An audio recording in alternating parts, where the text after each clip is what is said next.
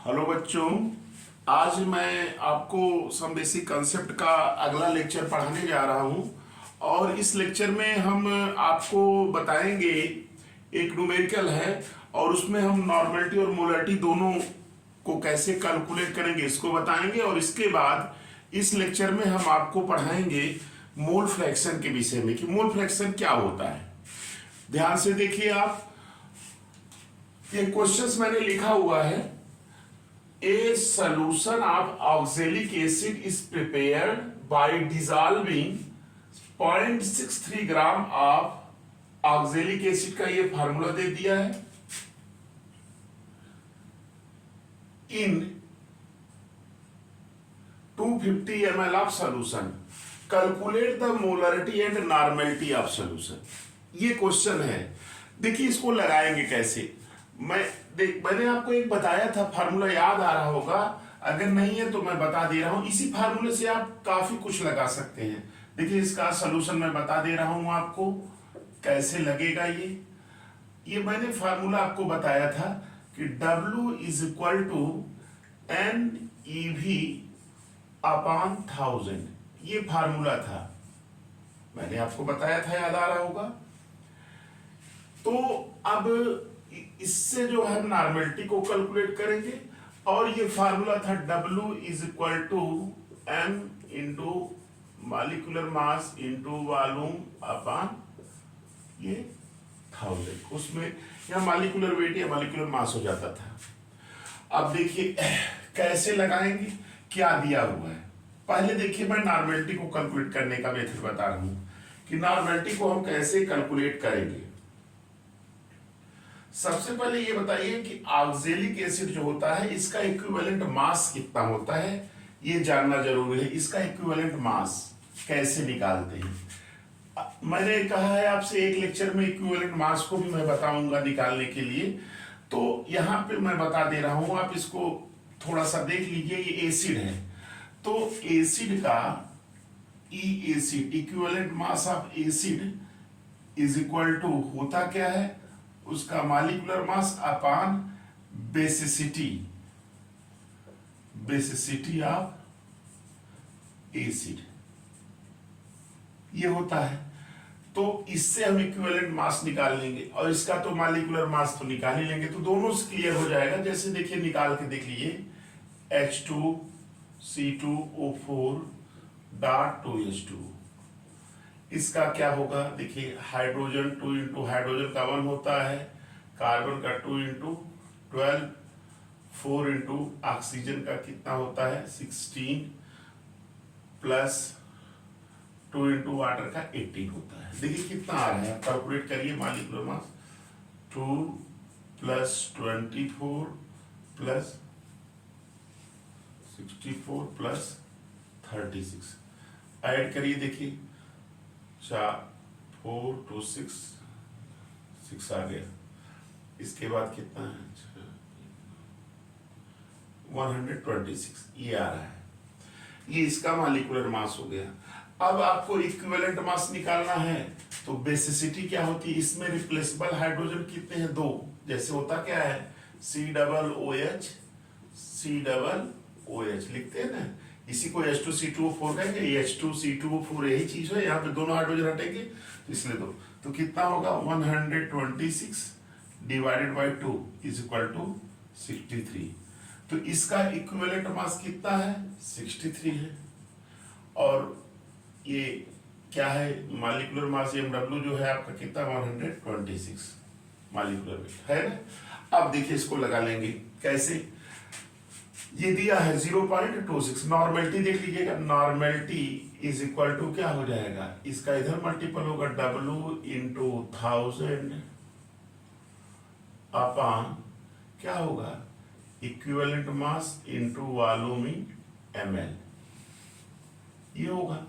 Wait कितना दिया हुआ बेटा लोग, यहाँ पे देखिए 0.63 दिया है इंटू ये 1000 आ गया।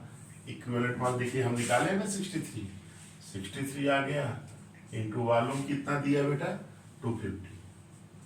अब इसको कैलकुलेट कर लीजिएगा, जो आएगा आंसर वही हो जाएगा। कैलकुलेट करिए, देखिए ये इससे कैंसिल हो गया, ये 4 आ जाएगा, 4 है कि नहीं।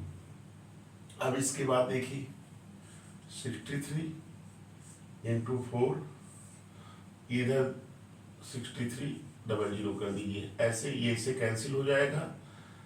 4/100 यानी 4/100 का मतलब आप जानते हैं 0.04, ये आ जाएगा इसकी नॉर्मेलिटी, ये नॉर्मेलिटी आ जाएगी 0.04, इसकी नॉर्मेलिटी आ गई। अब मोलरिटी निकालना हो तो कैसे निकालेंगे, देखिए बेटा मोलरिटी को भी ऐसे रखिए, molarity m is equal to क्या होगा, W इंटू 1000 अपॉन वही है मॉलिक्यूलर मास, मॉलिक्यूलर वेट कह सकते हैं, इंटू वॉल्यूम इन ml कह सकते हैं। तो मॉलिक्यूलर वेट इसका कितना है, mw कितना दिया हो, ये w का मान 0.63 है, ये आपका क्या है 1000 है, ये आपका निकाले 126 मॉलिक्यूलर वेट इंटू वॉल्यूम कितना है 250 है ना, इससे कैंसिल करेंगे 4 आ जाएगा है ना। अब ये क्या हो जाएगा, ये आ जाएगा, इधर 0 बढ़ा देंगे 63 इंटू 4 अपॉन 12600 है ना, ये हो जाएगा, ये आ जाएगा 200 यानी 2 1 जा 2 2 2 जा 4, ये 2/100 0.02, ये आ गई आपकी मोलरिटी। तो इस तरह से बेटा इस फार्मूले से हम नॉर्मेलिटी और मोलरिटी को कैलकुलेट कर सकते हैं, तो नोट कर लीजिएगा, ये क्वेश्चन है। नॉर्मेलिटी देख लीजिएगा 0.04 आई है, मोलरिटी 0.02 है ना, तो ये नोट कर लीजिएगा। इस फार्मूले को याद रखिए, इससे आप रिक्वायर्ड अमाउंट ऑफ साल्ट भी निकाल सकते हैं, इक्विवेलेंट मास निकाल सकते हैं, नॉर्मेलिटी निकाल सकते हैं, वॉल्यूम निकाल सकते हैं, यहाँ मॉलिक्यूलर वेट निकाल सकते हैं, कुछ भी निकालना हो आप इससे आसानी से निकाल सकेंगे। क्लियर, नोट कर लिए। चलिए अब हम अगला टॉपिक आपको पढ़ा दे रहे हैं और ये आपका लास्ट है, इसमें मोल फ्रैक्शन। देखिए मोल फ्रैक्शन क्या होता है, मोल फ्रैक्शन बेटा क्या होता है, डिफिनीशन में बता दे रहा हूं, आप एकदम क्लियर हो जाएगा और इसको देख लीजिएगा। देखो बेटा मोल फ्रैक्शन, जैसे आप लोग जानते हैं ना, मोल फ्रैक्शन की डिफिनीशन अक्सर पूछता है एग्जाम में आपके, और क्वेश्चंस भी आता है। ये देखिए हमने लिख दिया mole fraction, mole fraction. Mole fraction क्या होता है, देखिए हम पहले आपको फार्मूले के माध्यम से इसको समझा रहे हैं, समझ में आ जाएगा। कई कई किताबों में इसको एक्स से कर दिया है, ऐसे कर दिया है मोल फ्रैक्शन को। तो देखिए हमने मान लिया let mole absolute is equal to small n, हमने ये मान लिया है कि मोल एब्सोल्यूट क्या है, स्मॉल एन है। और बेटा mole of solvent, mole of solvent ये हमने बेटा क्या माना है, कैपिटल एन। तो टोटल मोल वही सॉल्यूशन का टोटल मोल क्या होगा, small n plus capital n, है ना, ये हो गया। अब डिफिनीशन देखो बेटा, जैसे कोई पूछता है mole fraction of solute is equal to बेटा क्या होगा, मोल ऑफ सॉल्यूट लिख दे रहे हैं, mole of solute upon total mole of solution, ये बेटा होता है फार्मूला। तो इसको हम लिखेंगे कैसे, small n upon small n plus capital n, ये मोल फ्रैक्शन ऑफ सॉल्यूट आ गया।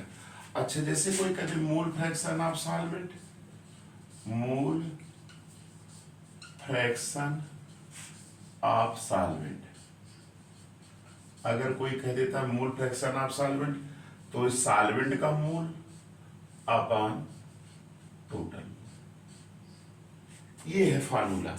इसी से हम मोल फ्रैक्शन निकालेंगे बेटा। अब डिफिनीशन भी इसी से बना लीजिए, कैसे, रेशियो होता है, मोल आप लिखिए, हम लिख दे रहे हैं डिफिनेशन यहाँ पे, the ratio of mole of one component of solution to the total mole of solution is called mole fraction.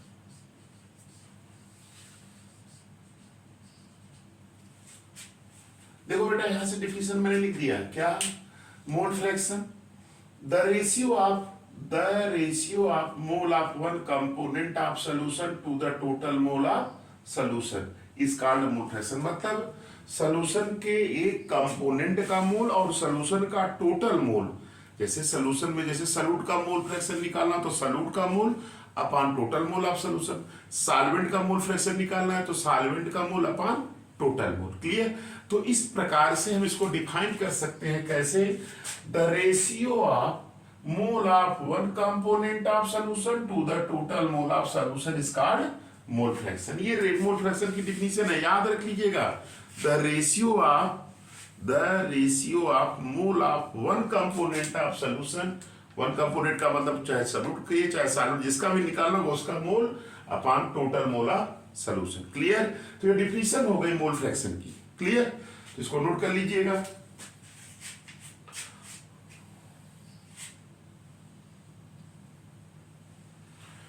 तो ये मोल फ्रैक्शन आपका था इसमें, और इसकी चर्चा मैं आपको बता दिया। इसकी चर्चा में मैंने आपको डिफिनीशन कैसे करते हैं, फार्मूला कैसे करते हैं, ये मैंने आपको बता दिया। तो आप का जो ये कंसंट्रेशन टर्म ऑफ सॉल्यूशन जो आपका सम बेसिक कंसेप्ट में टॉपिक था वो आपका पूरी तरह से कंप्लीट हो गया, और आप इसको देखिए और आपको समझ में आएगा। और अगर कोई समस्या रहती है तो आप मुझसे कांटेक्ट भी कर सकते हैं। और बच्चों, आप लोगों से एक रिक्वेस्ट है, मेरे इस लेक्चर को देखिए और आपको पसंद आए तो उसको लाइक और सब्सक्राइब करिए और अपने फ्रेंड्स को शेयर करिए। थैंक्स।